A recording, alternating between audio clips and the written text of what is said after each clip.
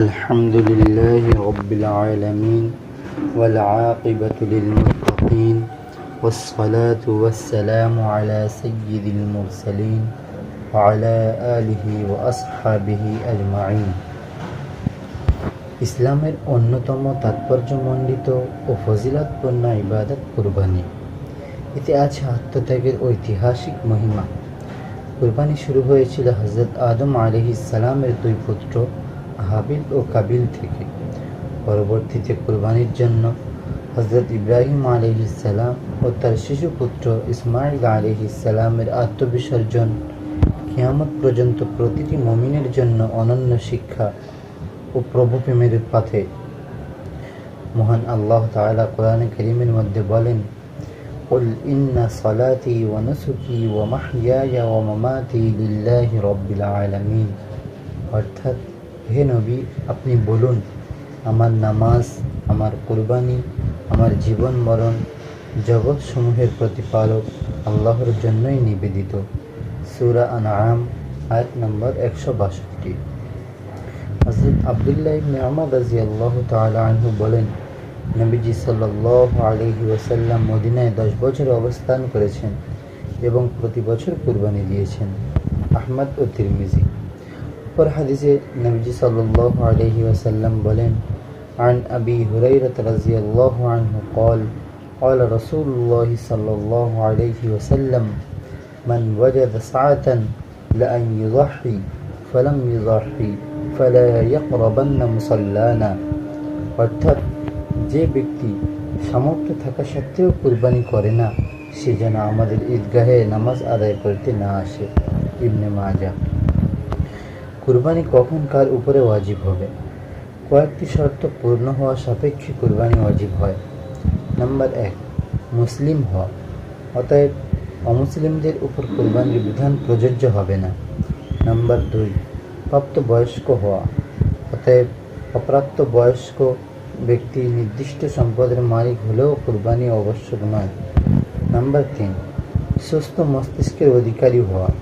অতএব পাগল সম্পদের মালিক হলেও কুরবানি ওয়াজিব হবে না। নাম্বার 4, স্বাধীন ব্যক্তি হওয়া। অতএব দাসের উপরে কুরবানি করা আবশ্যক হবে না। নাম্বার 5, মুকিম হওয়া। অর্থাৎ কোনো স্থানে 15 দিনের বেশি সময়ের জন্য স্থায়ী হওয়া। অতএব মুসাফিরের উপরে কুরবানি আবশ্যক নয়। নাম্বার 6, যাকাত ফরজ হয় এই পরিমাণ সম্পদের মালিক হওয়া। নাম্বার 7, 10 জিলহজ ফজরের পর থেকে 12 জিলহজ সূর্যাস্তের পূর্ব পর্যন্ত সময়ে নেশাব পরিমাণ সম্পদের মালিক হলে তাকে কুরবানি দিতে হবে। কুরবানির ওয়াজিব হওয়ার জন্য এই সম্পদ 1 বছর অতিক্রম হওয়া শর্ত নয়। আদ-দুররুল মুখতার, পৃষ্ঠা নম্বর 219, খণ্ড নম্বর 5। টাকা পয়সা, সোনারূপা, অলংকার, বসবাস ও খোরাকির প্রয়োজনে আসে না এমন জমি, প্রয়োজন অতিরিক্ত বাড়ি, ব্যবসায়িক পণ্য ও অপ্রয়োজনীয় সকল আসবাবপত্র কুরবানির নেশাবের ক্ষেত্রে হিসাবযোগ্য। আর নেশাব হলো স্বর্ণের ক্ষেত্রে 7.5 ভরি, রূপার ক্ষেত্রে 52.5 ভরি, টাকা পয়সা ও অন্যান্য বস্তুর ক্ষেত্রে নিসাব হলো এর মূল্য 52.5 তোলা রূপার মূল্যের সমপরিমাণ হওয়া। আর সোনা বা রূপা কিংবা টাকা পয়সা এগুলোর কোনো একটি যদি পৃথকভাবে নিসাব পরিমাণ না থাকে, কিন্তু প্রয়োজনের অতিরিক্ত একাধিক বস্তু মিলে 52.5 তোলা রূপার মূল্যের সমপরিমাণ হয়ে যায়, তাহলেও তার উপরে কুরবানি করা ওয়াজিব। জেনে রাখা উচিত, একটি পরিবারের মধ্যে একাধিক ব্যক্তির উপরে কুরবানি ওয়াজিব হওয়া শর্ত পাওয়া গেলে, অর্থাৎ তাদের কাছে নিসাব পরিমাণ সম্পদ থাকলে তাদের প্রত্যেকের আলাদা আলাদা কুরবানি করা ওয়াজিব। তাদের প্রত্যেককেই একটি করে পশু কুরবানি করতে হবে, কিংবা বড় পশুতে পৃথক পৃথক অংশ দিতে হবে। একটি মাত্র কুরবানি সকলের জন্য যথেষ্ট হবে না।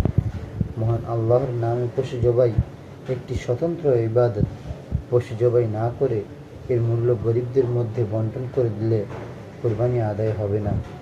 আল্লাহ তাআলা আমাদের মধ্যে যারা সামর্থ্যবান আছেন প্রত্যেককে কুরবানি করার তৌফিক দান করুন। আসসালামু আলাইকুম রহমতুল্লাহি ওয়া বারাকাতুহু।